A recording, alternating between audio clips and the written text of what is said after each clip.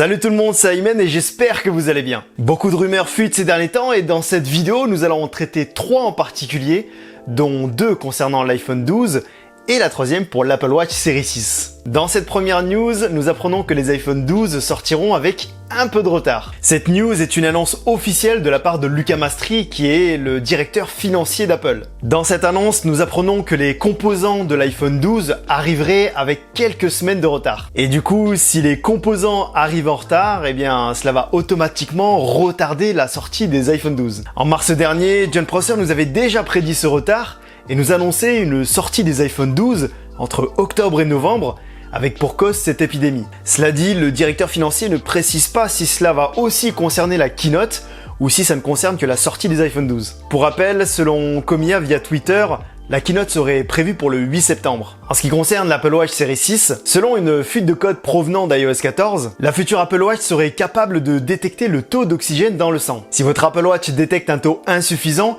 il vous enverra automatiquement une notification pour vous avertir. Cela dit, techniquement, iFixit avait découvert que le capteur de fréquence cardiaque des Apple Watch actuels était déjà capable de mesurer le taux d'oxygène dans le sang, et ce depuis la toute première version d'Apple Watch. Après, je pense qu'Apple préférait garder cette fonction exclusive à l'Apple Watch Series 6, et je pense même que ce sera la plus grosse nouveauté de cette version. Cette Apple Watch Series 6 serait aussi proposée en bleu, comme pour les iPhone 12. Les teintes des couleurs avaient d'ailleurs fuité il y a quelques semaines, ce qui nous a valu le droit d'avoir vu quelques concepts. Je trouve cette couleur sur l'Apple Watch vraiment beau, mais peut-être un peu difficile à porter. Après, les goûts, les couleurs...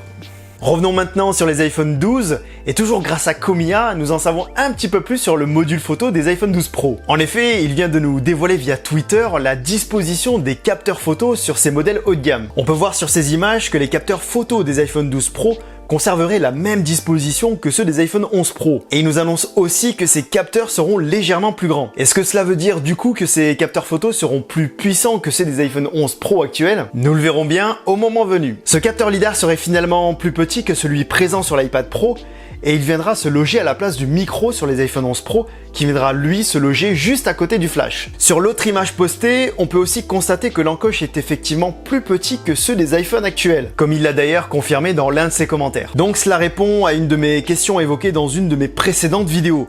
Les photos fuitées des chaînes de production montraient ce que serait l'encoche de l'iPhone 12, donc le plus petit, le 5,4 pouces, et nous avions pu constater que cette encoche était plus petit que celui des iPhones actuels. Ça serait a priori cette même encoche qui serait présente sur tous les iPhone 12. Voilà, j'espère que cette vidéo vous aura plu, et si c'est le cas, n'hésitez pas à liker, à vous abonner et à cliquer sur la petite cloche de notification pour ne rater aucune de mes prochaines vidéos. Quant à moi, je vous dis à très bientôt et prenez tout soin de vous. Peace!